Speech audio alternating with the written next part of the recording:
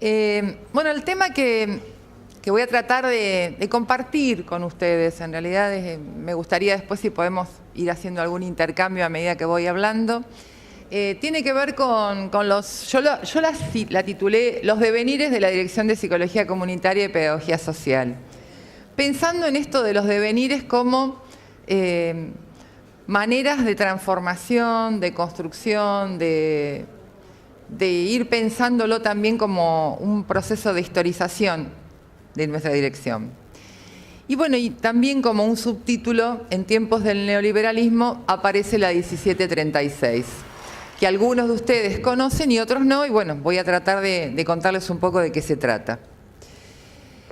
Y me parecía que había una frase que era importante como para presentar esta charla y presentar desde qué lugar estoy hablando y desde cómo concibo la dirección de psicología. Tal vez sea ese el sentido más exacto de la alfabetización y de la formación.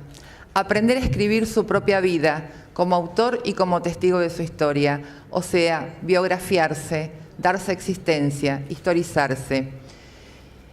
Y un poco para entender dónde estamos hoy es necesario hacer un recorrido desde dónde venimos. Por eso fue la elección de ese texto de Freire. Bueno, las formas de nombrarnos. La Dirección de Psicología aparece en el año 1949 con el nombre de Psicología Educacional y Orientación Profesional. Más adelante voy a profundizar acerca de eso. En el año 1956 se llamó Dirección de Psicología y Asistencia Social Escolar. Y en el año 2007, a partir de la Ley de Educación, Psicología Comunitaria y Pedagogía Social. 3 nombres en la historia, ¿no? Esos nombres están asociados a las prácticas y a las líneas y a las políticas que se daban en cada uno de esos momentos históricos. 1949, nace la Dirección de Psicología, Plan Quinquenal de Perón, una concepción del sujeto de la educación como puesto en un lugar primordial, como un lugar de principalidad, dicen las políticas de esa época.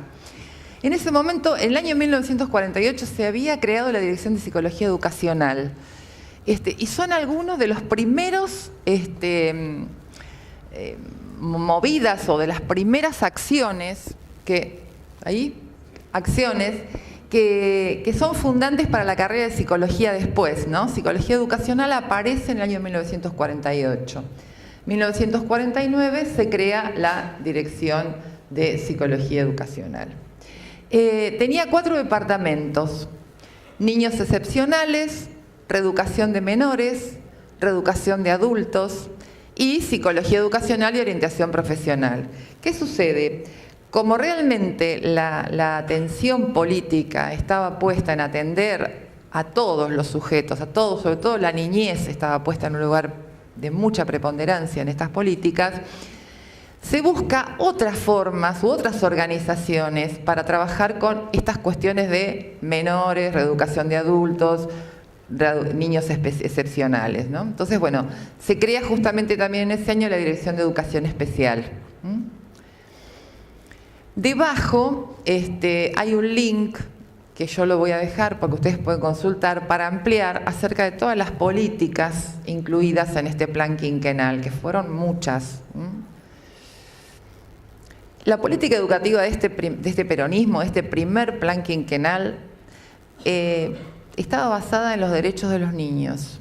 La posición en la sociedad era un bien, el niño era un bien común, debía ser cuidado, debían garantizársele la igualdad de oportunidades, debía haber políticas de protección para la niñez, y el Estado estaba presente y a cargo de la protección y el desarrollo de esa educación, ¿no? Paralelamente a esto, a crear escuelas y lugares dignos para los niños, también se crearon escuelas albergues donde todos los elementos que constituían esos edificios, esas estructuras eran de la mejor calidad, y en general estaban a cargo de la Sociedad de Beneficencia de Eva Perón. Quería para los chicos lo mejor, ¿no? Lo que tenían los hijos de la oligarquía, decía Evita. Bueno, 1956 aparecen los procesos, largos procesos de dictadura que tuvimos en nuestro país. También dejo un link para consultar. Cuando leen a mí me da como un poco de piel de gallina cuando lo recuerdo, porque se pasa de la protección y del cuidado justamente a todo lo contrario, ¿no? A la vigilancia, al control de los cuerpos, a la juventud vista como peligrosa, como sospechosa. Y para empezar a pensarnos nosotros, los equipos de distrito, los equipos de orientación escolar, pasaron a trabajar 6 horas en lugar de 4. Durante todo el proceso de la dictadura, los equipos trabajaban 6 horas, o sea, se amplió su carga horaria. En el año 2007, la Ley de Educación 13.688, es la provincial, nos nomina Psicología Comunitaria y Pedagogía Social. Aparece ahí una relación con el respeto, el lugar del otro, la igualdad, la diversidad, la interculturalidad, la igualdad de oportunidades y los derechos respecto al acceso a la cultura y a la participación social. Acá vemos que se empieza a haber una mirada puesta en las comunidades, en los escenarios comunitarios para el trabajo, y las prácticas, de ser prácticas individuales, pasan a ser prácticas comunitarias.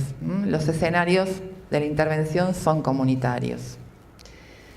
Bueno, esto no fue un trabajo fácil.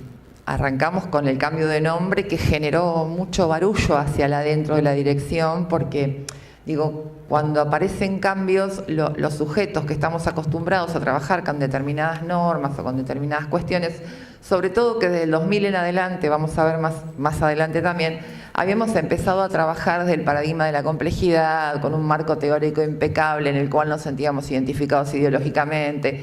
Y bueno, y de pronto cuando nos cambian de nombre, se produce cierta zozobra en nuestra labor. Yo en ese momento era equipo de orientación de una escuela. No, ya era inspectora en 2007. Bien. Algunas líneas que nos van a ayudar a pensar un poco los paradigmas que fueron imperando en cada uno de estos años, ¿no? Miren, la verdad es que es largo para un Power eso, pero me parecía que no podía dejar de poner las palabras, porque hasta la reiteración de determinadas palabras tienen que ver con la subsistencia de un paradigma. Miren, dificultades de aprendizaje y adaptación escolar. Ahí se crea en 1949. Sigue con asistencia social y asistencia médica y clínica de la conducta. A ver, los que ya vieron Historia de la Educación, algunos recordarán el paradigma Ramos Mejía, ¿no? Este paradigma higienista, médico, biologicista, donde el sujeto, todas las causas del no aprendizaje estaban puestas en su propia condición, ¿no? La condición biológica, ¿no? En su herencia biológica. Bien. Algo importante surge en el año 1967 y justamente es acá, en este distrito, en Lomas de Zamora. Primero se crean las primeras guarderías, que eran lugares para contener a los niños en el horario extraescolar, donde las familias que trabajaban o familias muy vulnerables, donde era necesario tener más escolaridad que las 4 horas de clase, aparecen estas primeras guarderías en el año 1964, pero en el año 1967 se los nombra centros educativos complementarios, que son las instituciones propias de la modalidad de psicología y que al día de hoy hay casi 200 en la provincia, desparramaditas por toda la provincia. En Lomas hay 5 centros educativos complementarios. El mayor número que tiene un distrito son 5, ¿no? Lomas es 1, Olavarría es otro que tiene 5, Peguajó, bueno, podría nombrarles algunos más. Pero esos centros educativos lograron trabajar desde un lugar de cuidado, desde una política basada en los derechos del niño. Ustedes recuerden que en el año 1948 se sanciona y Argentina firma la Convención de los Derechos del Niño, adhiere a esta convención. Al día de hoy el único país que no adhirió es Estados Unidos, para pensarnos un poco, 1948, 2018, ¿no? Bien. Bien, seguimos con los nombres de las líneas políticas para el trabajo en los equipos. Erradicar el analfabetismo y la repitencia, y entre el 73 y el 84 aparece la ola de hacer diagnósticos, asistencia y reeducación de los alumnos desde el punto de vista somato-psicosocial. Miren acá, todo sigue abonando al mismo paradigma higienista, ¿verdad? O biologicista, como quieran llamarle. Entre el 84 y el 90 se empieza a pensar un enfoque preventivo asistencial, pero en realidad es más que nada nominal, porque se cambia el nombre de asistente por orientador, porque la verdad es que cuando uno lee las comunicaciones de esa época, eran comunicaciones bastante vacías de contenido.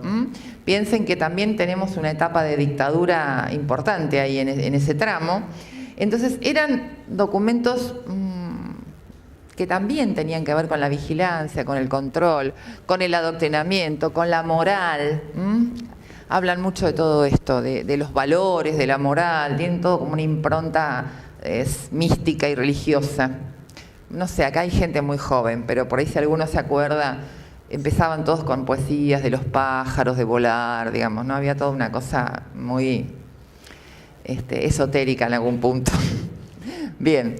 En el año 1980, bueno, pero por lo menos ahí hubo un cambio de nombre también, que no es menor, de asistente a orientador. En el año 1994 se empieza a pensar, ahí les contextualizo el tema educativo, estamos en la Ley Federal de Educación, casi implementándose la Ley Federal de Educación. Entonces, ¿qué aparece? Aparece el trabajo sobre el proyecto educativo institucional, y acá es donde se comienza a dar lugar a los equipos en el trabajo conjunto con los docentes para empezar a trabajar acerca de las cuestiones institucionales. Porque para antes, digamos, antes de que sucediera esto, el equipo estaba en el famoso gabinete, este nombre que nosotros queremos desterrar, porque si uno remite a qué quiere decir gabinete, es lugar donde se guardan trastos, donde, bueno, ¿no? Y si no es gabinete desde el lugar del enfoque médico, ¿no? Gabinete que cura. Entonces, para pensar los nombres que circulan y que dan vuelta en toda nuestra historia. En el año 2000, que era lo que yo les decía hoy, comienzan a bajar líneas políticas basadas en el paradigma de la complejidad, ¿no? Donde nos ponían a pensar con la multidisciplina, con la psicología, con la sociología, con la antropología, ¿no? Pensar la intervención de los equipos en las escuelas teniendo en cuenta todas todos esos conocimientos que esas ciencias iban abonando y sosteniendo la tarea. En el año 2002 se crean los primeros equipos interdisciplinarios distritales. El primero que se crea es el EDIA, que quiere decir Equipo de Infancia y Adolescencia. Son equipos que están por fuera de las escuelas y que trabajan con situaciones de alta complejidad. En el caso del EDIA, con la infancia y la adolescencia. A ver, esta creación de los EDIA, 2002, recuerden la Argentina, 2002, cómo estábamos económicamente.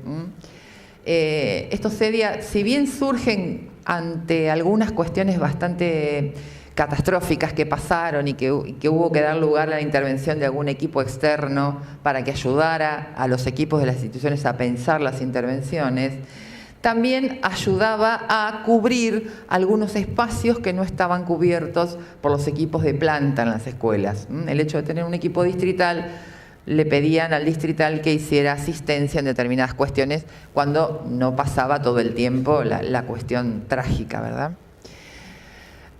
O compleja. En el 2005 se crean los COF, que son Centros de Orientación Familiar, y en el 2006 los EIPRI. Los centros de orientación familiar básicamente trabajan con las familias y las comunidades, y todo lo que es la articulación de la comunidad y la escuela. Y los equipos de primera infancia trabajan con la población de 0 a 6 años, o sea, todo lo que es la franja de jardín de infantes y maternales. En el año 2007, bueno, se la nomina Psicología Comunitaria y Pedagogía Social. Allí también la dirección se encarga de tratar de abonar con material teórico para que fuéramos construyendo nuestras prácticas. Ya les digo, fue algo muy conflictivo. generó resistencias. No queríamos abandonar un marco teórico que no abandonamos al día de hoy, pero que sí le sumamos los enfoques de la psicología comunitaria y la pedagogía social para el trabajo comunitario. Entonces, cuando yo digo que no abandonamos y que sí sumamos, es porque siento que desde el 2000 al 2010, finales del 2015, fuimos sumando, fuimos viendo de qué manera podíamos ir mejorando la vida de estos chicos en las escuelas y de las familias y de las comunidades, y también que las intervenciones no siguieran estigmatizando, sino que por el contrario empezaran a ser colectivas y participativas, más democráticas, digamos. Y en el año 2010 creamos los equipos digitales de inclusión, que en realidad fue una estructura que se creó por una cuestión de coyuntura y que tenía que ver con la asignación universal por hijo y que tenía que ver con, recuerden ustedes que cuando sale la asignación universal, lo que se pedía era que las familias que iban a cobrar esa asignación universal tuvieran a sus hijos escolarizados y en el sistema de salud, con todo el esquema de vacunación y de atención clínica médica. Bien, nosotros creemos que van todos los chicos a la escuela y la verdad es que no es así. Entonces, con los equipos de inclusión lo que se buscaba era trabajar en mesas distritales de inclusión. Y la verdad es que cuando la creamos, digo la creamos porque justo estaba yo en la dirección, lo pensamos como una estructura de un plazo corto. A ver, 2, 3 años, ¿cuánto tiempo vamos a tardar para incluir al que no está, ¿no? Uno la piensa desde el lugar de lo coyuntural, no para que sobreviva. Bueno, sobreviven.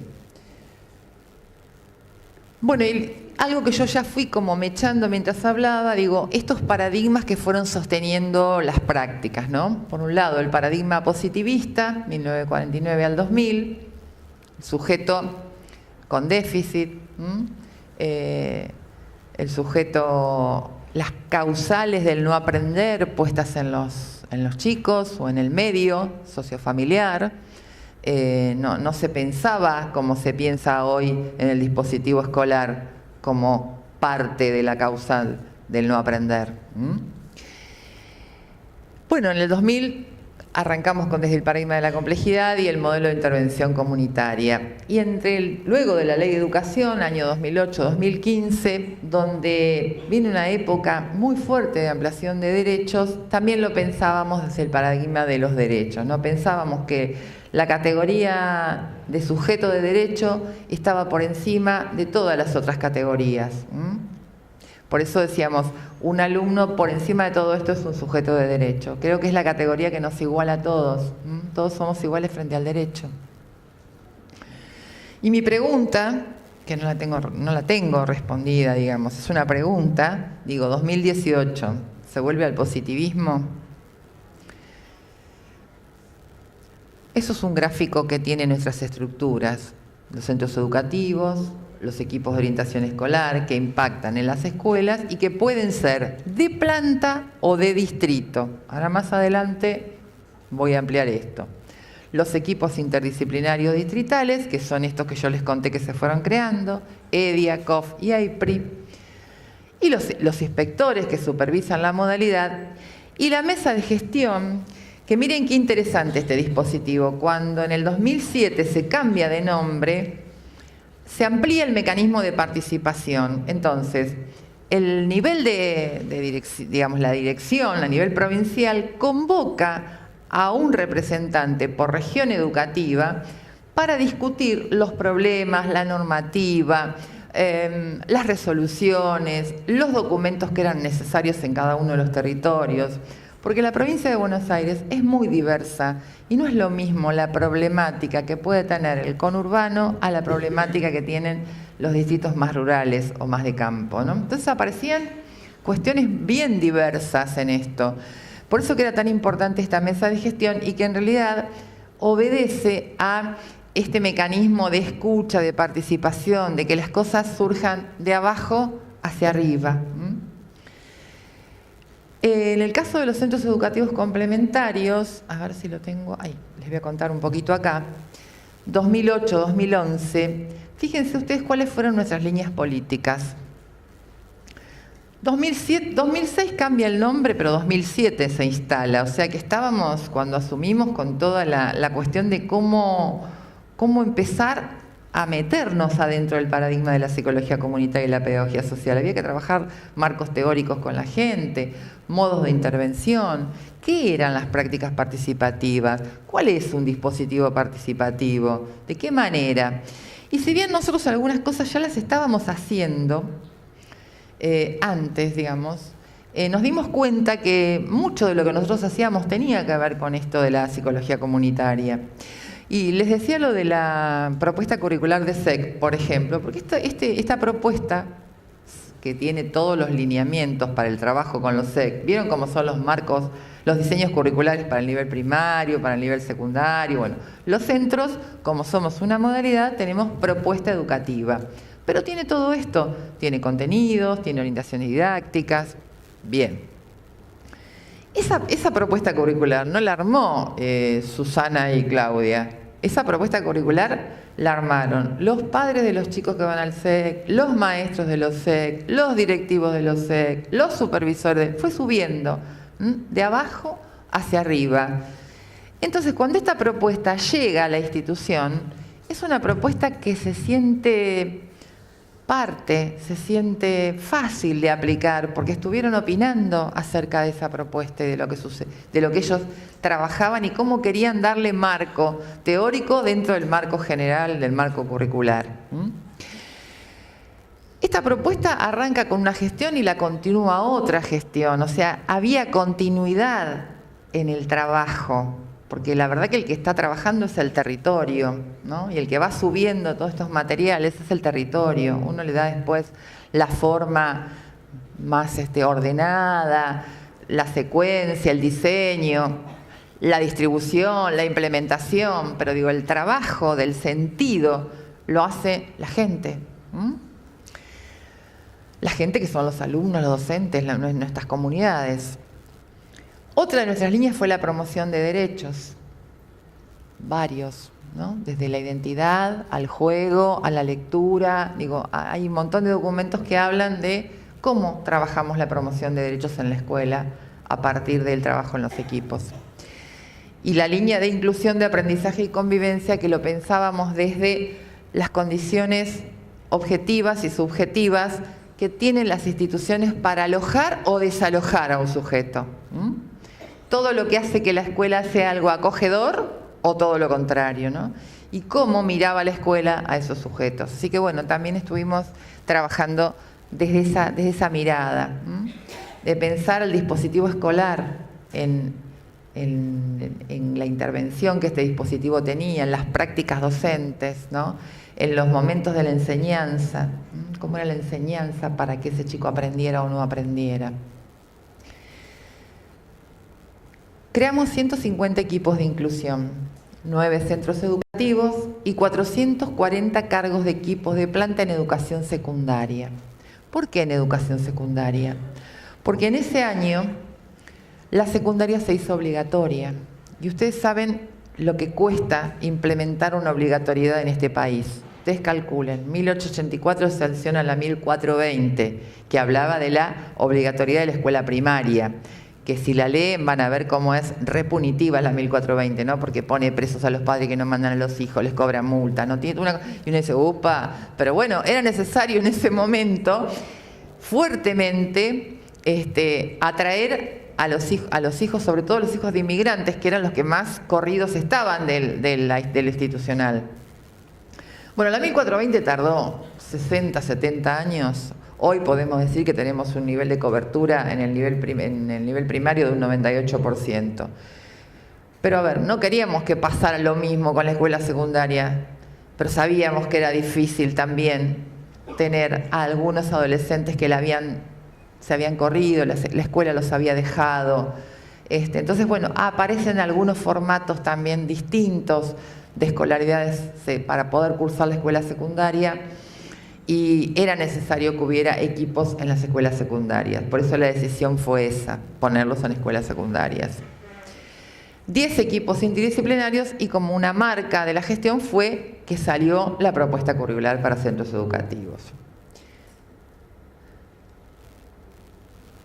2008-2011, bueno, ahí tenemos, ahí hay un error, porque en realidad, esperen que voy para atrás, es 2011-2015.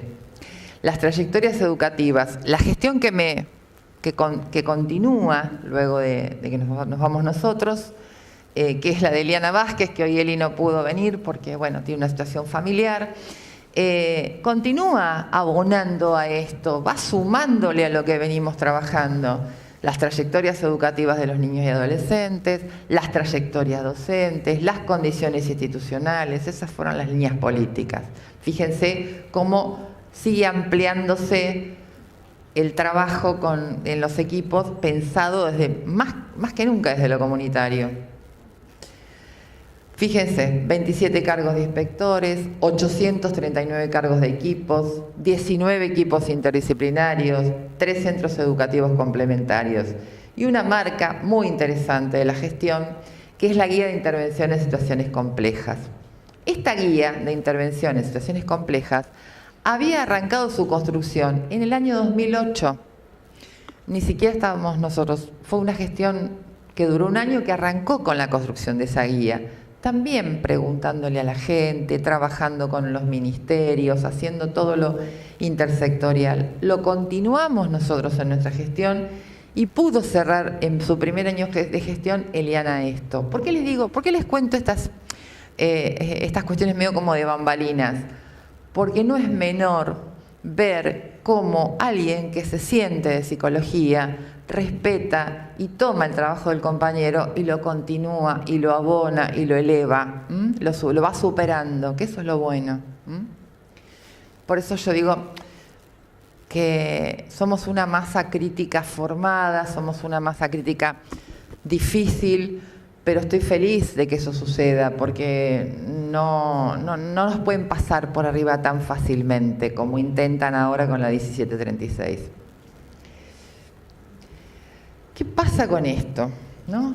Bueno, termina la gestión 2015, arranca gestión 2016. 2016 y 2017 hay algunas producciones, pero no tengo datos de creaciones, por lo tanto no voy a decir algo que no sé. Sí sé que se creó un solo centro educativo complementario en Chivilcoy en 3 años, eso lo puedo decir, el resto lo desconozco, no hay datos.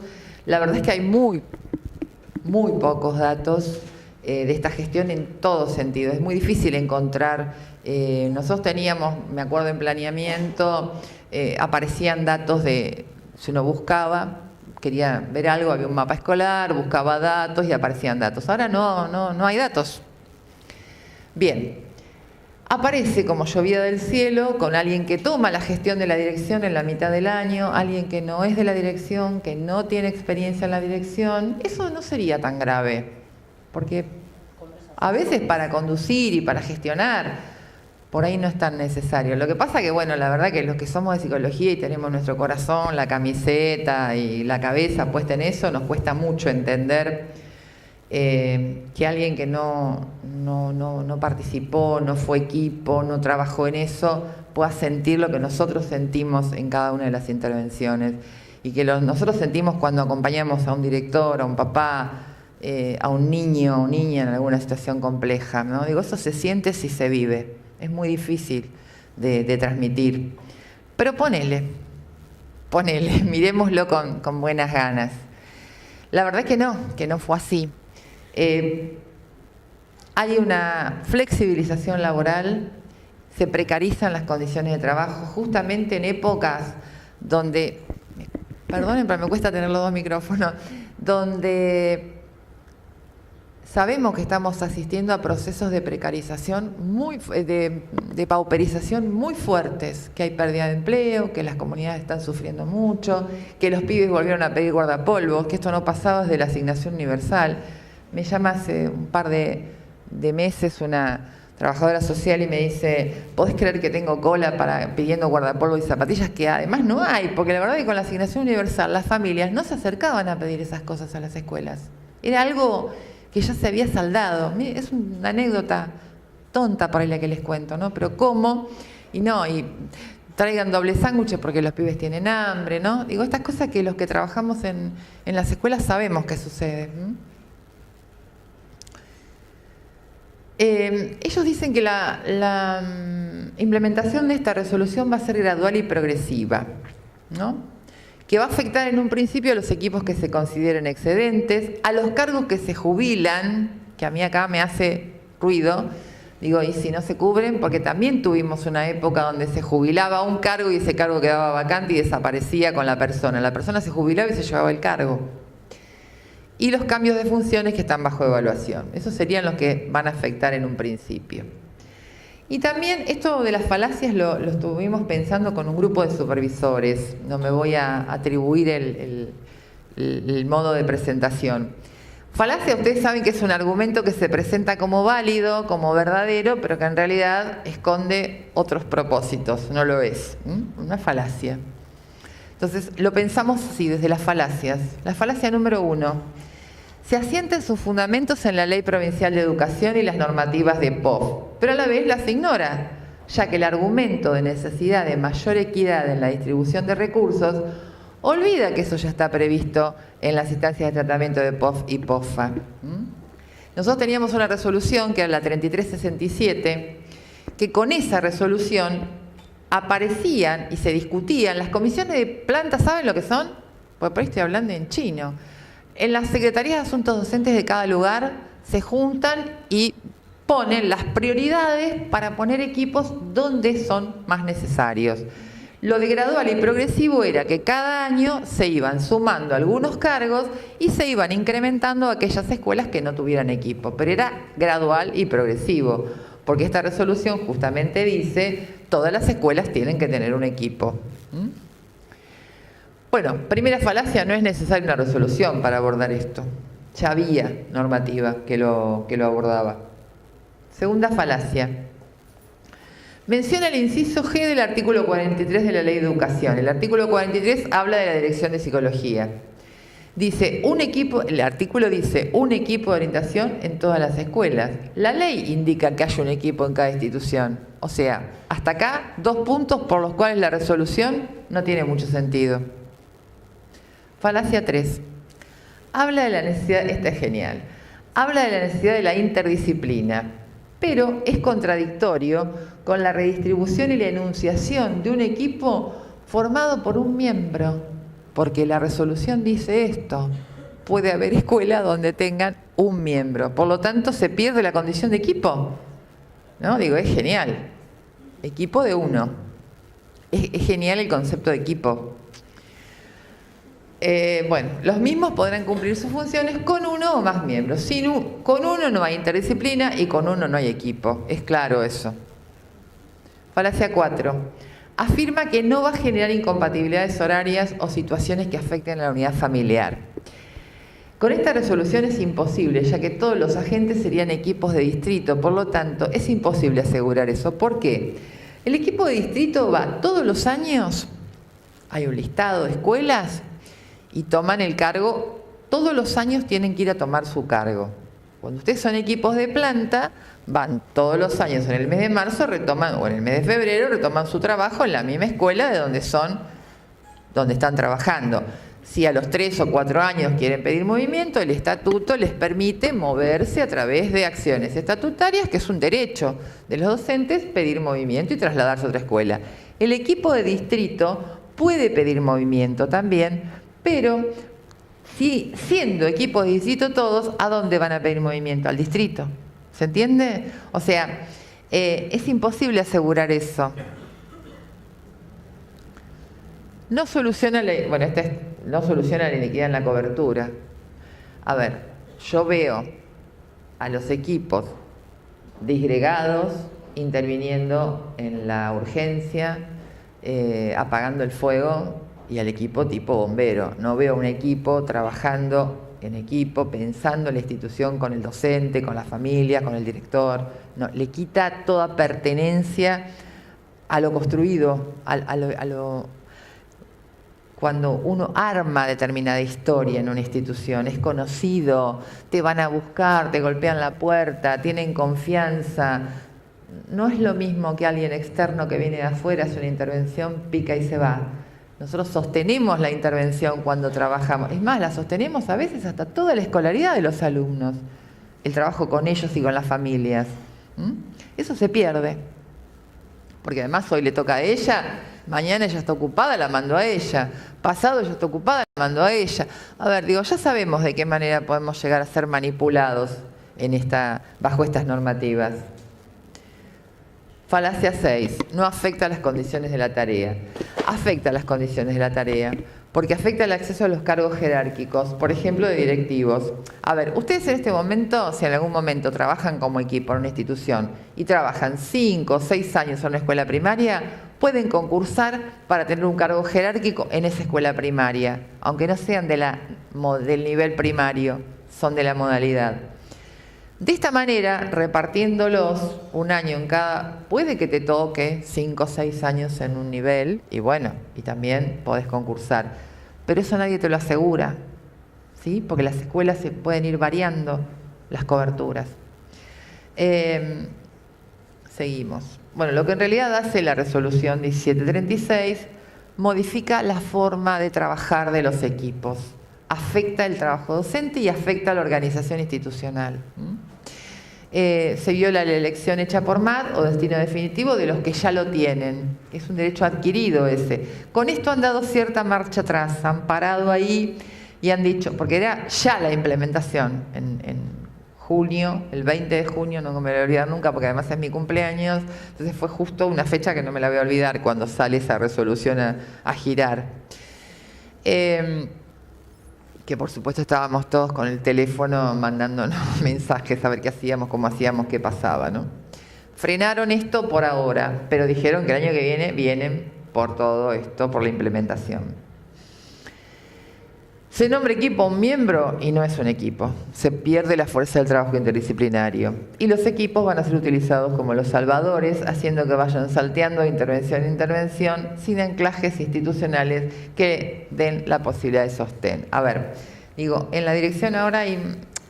Esto, a ver, también se puede discutir, ¿no? Hay experiencias en otros distritos, como lo es Cava, que tienen equipos por zonas. Y bueno, y el equipo hace este tipo de intervención. Van a las intervenciones puntuales. Eso ya hace mucho tiempo que funciona así. Nosotros en la provincia de Buenos Aires lo teníamos de otra manera. Es la única provincia. Hay muy pocas y tienen otras formas en el país de trabajar que no están insertos todos en las escuelas, como están en la provincia de Buenos Aires. Entonces, para nosotros esto es un paso atrás. Si yo viviera en una provincia donde no hay equipos y me dicen, ponemos equipos zonales, digo, mirá qué bueno. Pero si yo vengo trabajando con algo, con una estructura que tiene casi 70 años, que ha ido año a año cambiando, perfeccionándose, tratando de incluir a la mayor cantidad de alumnos, ¿por qué tengo que ceder algo que está adquirido? ¿Por qué tengo que mover en esto?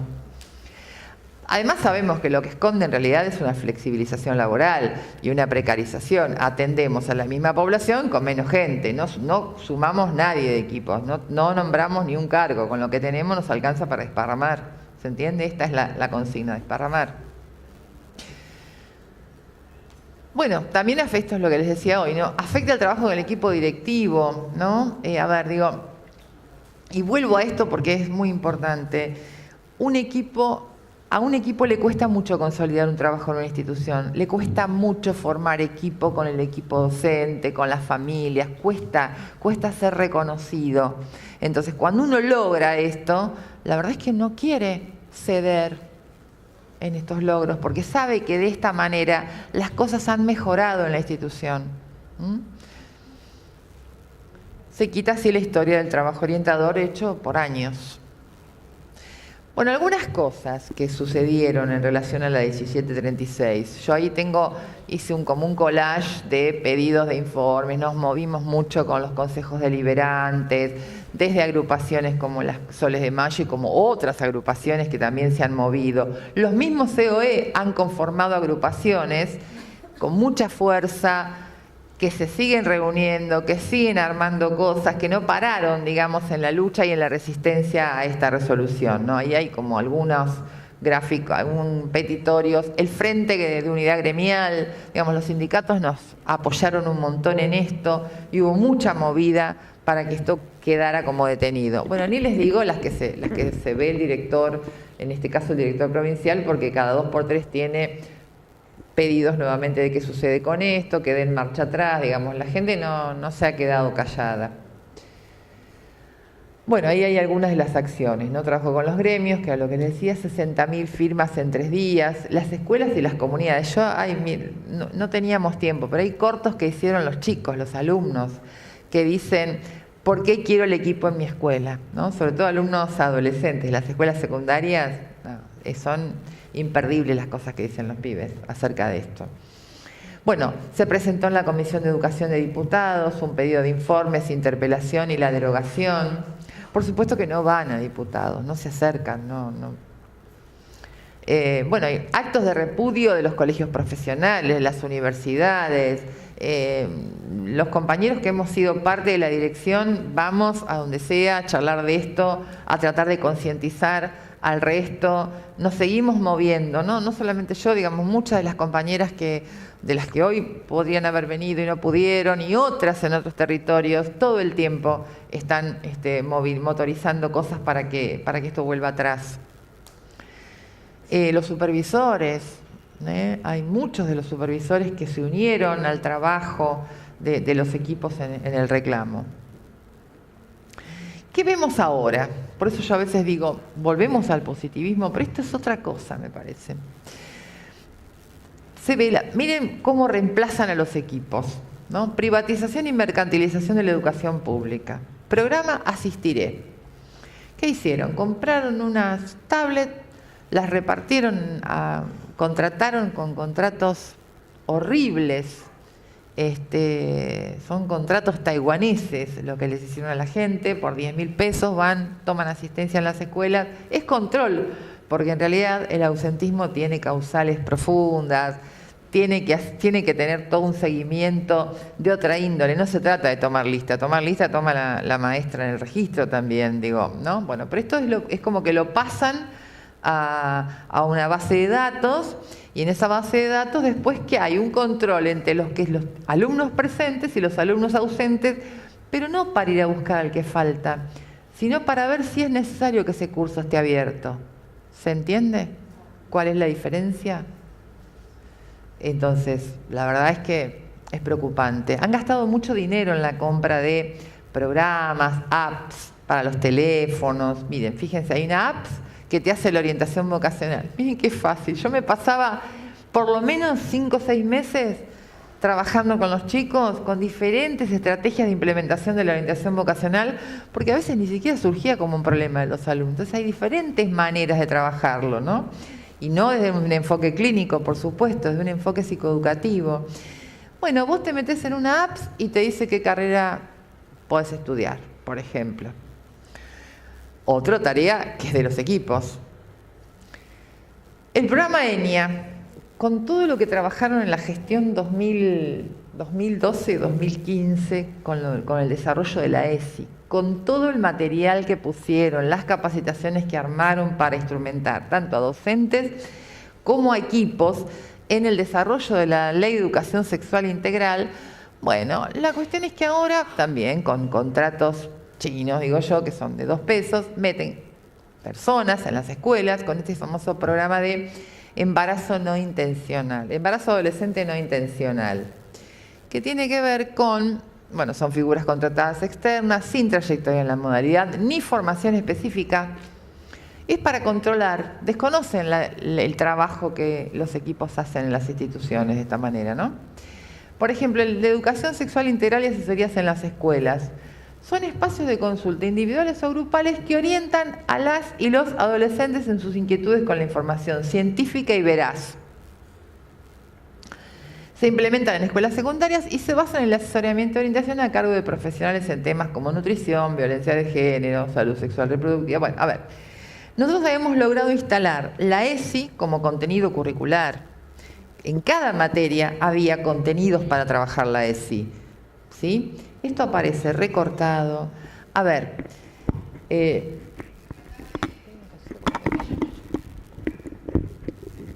cuando sonaba la puerta del... Yo, en alguno de mi historia profesional trabajé en escuelas medias. Cuando sonaba la puerta, la que me venía a hablar porque estaba embarazada o porque le había pasado algo, porque quería abortar, me conocía a mí de hacía 5 años. Entonces, puedo hablar con usted, mire, ¿sabe qué me pasa tal cosa? Los adolescentes no hablan con cualquiera de cualquier cosa, mucho menos de cuestiones íntimas. Entonces, esto también es un como sí, y que también desconoce el trabajo y la preparación que tienen los equipos para esto, ¿no? Bueno, ahí hay algunas fotos de la resistencia, de la lucha, ¿no? EOB en lucha, en todo. La verdad que eso pasó el 20, a partir del 21 de junio hubo una movida, pero fuertísima. Yo puse algunas fotos de las marchas, pero hay cientos en cada distrito. Marchas, acciones, plazas, bueno, muy creativas las compañeras, la verdad, muy creativas, se mueven y se siguen moviendo actualmente, con menor intensidad, por supuesto, porque toda lucha así de cuando uno le pone tanta fuerza a la lucha en un principio, después cuesta sostenerla. Pero miren, acá hay algo que me preocupa más. Después de la 1736 sale la resolución 2724 del 2018. Y es una trampa, ¿no? Miren lo que han dicho los gremios de esto. Jerarquiza la modalidad transformándola en dirección provincial. Cubre cargos políticos, pero no menciona creaciones en cargos de base, que es donde hacen falta. Si tanto dicen que faltan equipos en el nivel inicial, que faltan, es real. Pero bueno, ¿dónde ponemos las prioridades? ¿Dónde está la mirada? ¿Creo cargos políticos o creo cargos de base? Desaparece el departamento de centros educativos complementarios. Y la verdad es que ahí se corrieron como muchas versiones acerca de cuál sería el destino de los centros educativos. Por un lado se dice la transformación de ellos en jardines de infantes. Y ustedes piensen, tenían que construir jardines y no construyeron ni uno. Otros piensan que pueden estar destinados a política socioeducativa o que puedan hacer algún convenio con desarrollo social y los pasen a desarrollo social, desconociendo la labor educativa. A ver, el SEC tiene una labor educativa, es una institución de enseñanza, no es una guardería.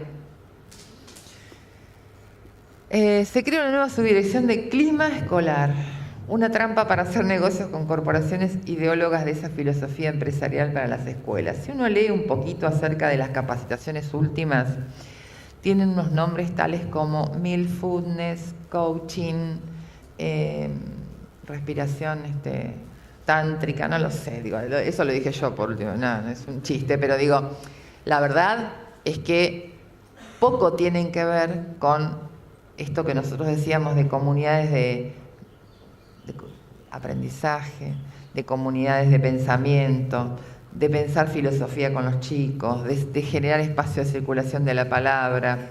Respirá y callate. Hacé yoga y callate. Que no estoy en contra del yoga, me parece fantástico, Digo, pero pensémoslo bien, pensémoslo curricularmente. Mindfulness, cómo controlar la ira. No sé, la verdad es que estamos parados desde otro lugar.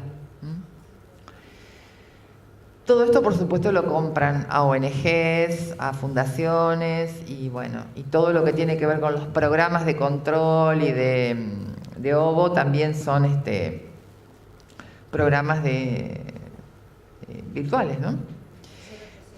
0800 convivencia, llámame ya, bueno, digo, estas cosas que la verdad es que a uno le suenan como muy frágiles, muy vacías de contenido.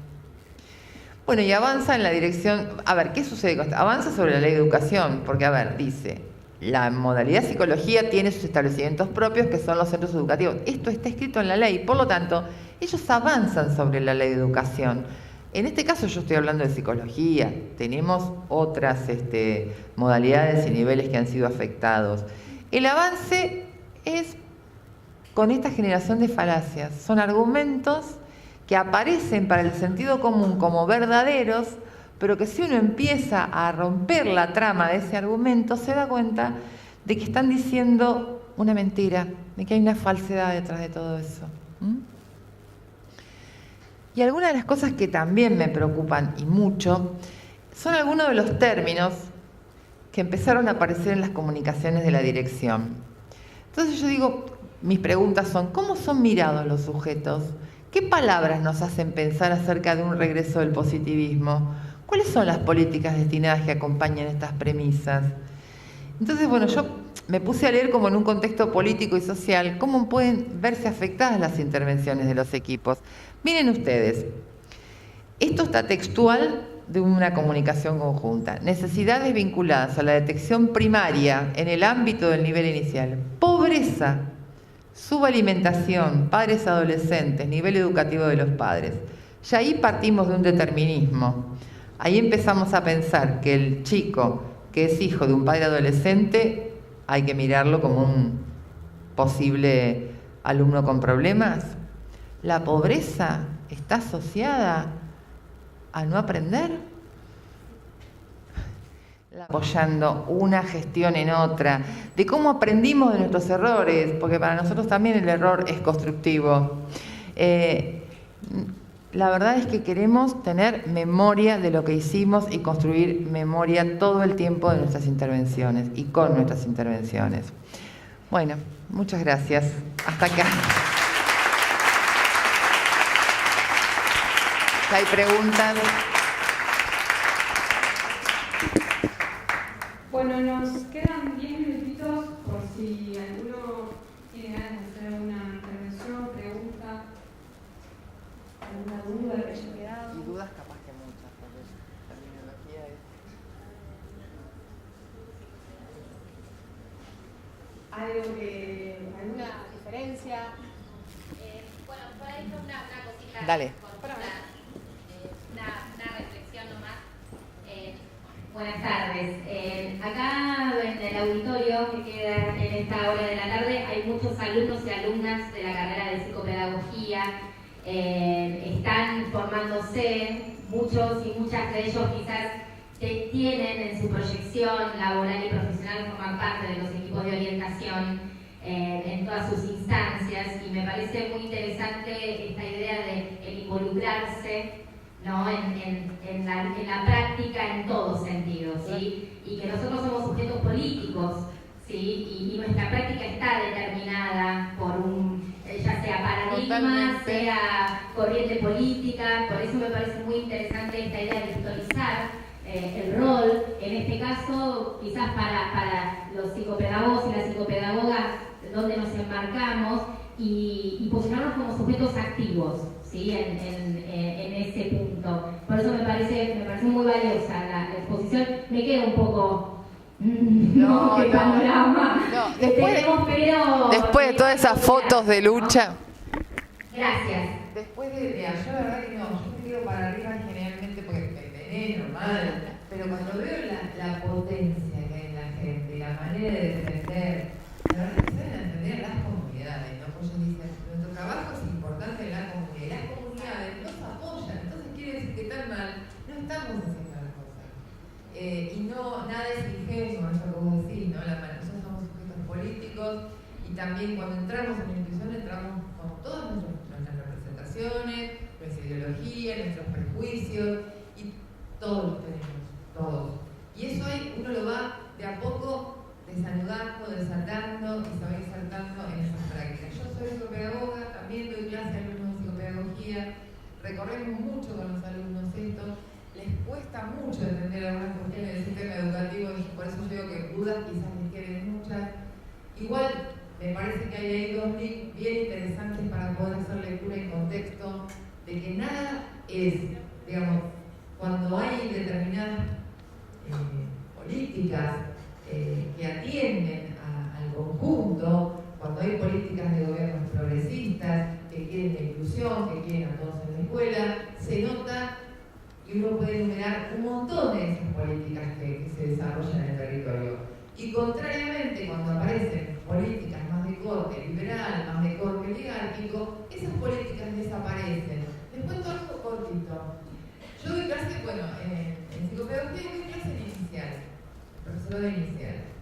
Entonces, voy un día a la clase, en tercer año, muchas alumnas ingresaron a la carrera en el 2015, pocas en el 2016. Están cursando como atrasadas alumnas. Entonces, voy a la clase y veo que de las 20 que tengo en el curso, 2 o 3 sacan las netbooks. Entonces, digo, chicas, saquen. Yo con naturalidad. No, profesora, este año me pasó. No, profesora, nosotros nos tenemos. ¿Por qué? A propósito, yo digo, ¿por qué? Dice, no, porque no las entregaron más. Ah, ¿no las entregan más? ¿A partir de cuándo, chicos? Y no, ya los que ingresamos en el 2016, bueno, y ahí por supuesto arranco con lo que es política educativa. Y cómo algo tan concreto en un aula donde hay 20 y hay 3 que pueden sacar su computadora porque de otra manera no lo hubieran podido llevar, pero mejor tienen una computadora en su casa, la verdad es que es bien clara el ejemplo, no hay necesidad de poner, no hay abstracciones ahí, es bien claro lo que está sucediendo. Como esa, miles. Entonces, cuando uno entra, yo me acuerdo en el año 2000 cortábamos lápices por la mitad y los cuadernos Gloria, así, por la mitad, para que los chicos pudieran escribir y tuvieran material. Lo cortábamos por la mitad. Y es nada, no me da vergüenza decirlo, porque muchos de esos chicos pudieron aprender a leer y escribir gracias a que tenían ese material, si no de otra manera no lo tenían. Y salíamos a pedir y se armábamos los cumpleaños porque nadie tenía un cumpleaños. No me quiero con nostálgica contar cosas, pero digo, la verdad es que muchas veces ponemos un montón de cosas para que cuando el Estado se corre. Y notamos rápidamente el corrimiento del Estado cuando trabajamos en los equipos. Rápidamente, porque es ahí donde empezamos a recibir a las familias, sobre todo las asistentes o las trabajadoras sociales o la orientadora social, empieza a recibir rápidamente, y no, mi esposo se quedó sin trabajo, no hay zapatillas. Ya nos habíamos olvidado de ese circuito de las zapatillas y el huevo de polvo, porque era una actividad que no se enseguecía, porque además se entraban a provocar canjes. Le preguntabas a la escuela de 5 cuadras, che, ¿tenés un 38? Voy, te llevo un 35. A ver, nos habíamos olvidado. Las familias con asignación universal, además de poder comprar galletitas y mermelada, como dicen muchos de los informes, y algo que estuvo tan mirado desde el gorilaje como un odio hacia esa política, porque se compraban un esmalte, porque no sé. Uno se da cuenta ahí cómo ahora, con estas políticas de recorte, las familias pobres terminan en la pauperización total. Y en la escuela es el lugar donde primero resuelven. Así que bueno, nada, prepárense, es hermoso trabajar en las escuelas, no se sientan mal por esto. Y hemos salido, fíjense cómo fue el recorrido que fuimos haciendo. Se sale, de estos periodos se sale, pero se sale juntos, se sale con convicciones y se sale colectivamente. Es demostrable cómo se ve que algunas cosas no funcionan como deberían, ¿sí? Y que los chicos no aprenden de la manera que deberían. Entonces, evidentemente, en algunas cosas está en ustedes poder cambiarlo. Una cosa que me parece muy importante a través del trabajo que mostró antes Natalia hoy en la mañana respecto de los centros comunitarios es esto de la obligación, la veo yo casi nuestra, que somos personas que nos formamos en la educación pública y que yo defiendo totalmente la educación pública y la salud pública, pero nosotros como parte del poder devolverle a la comunidad, ¿sí?, a través de nuestro trabajo. Me parece que eso es fundamental. Me parece que de los malos tragos uno saca cosas. Yo hace 26 años que trabajo en un hospital público y obviamente uno pasa de la sobreadaptación, de no tener nada, ¿sí? Hay momentos en que uno no tiene nada, momentos en que tiene un poco más, pero nosotros siempre trabajamos de la misma manera. Y con la universidad y con la escuela pasa lo mismo, ¿sí? Nosotros tenemos casi la obligación de devolverle a los demás todo lo que nos fue dado y lo cual aprendimos. Así que me parece que si después de todo este recorrido, de todo el día,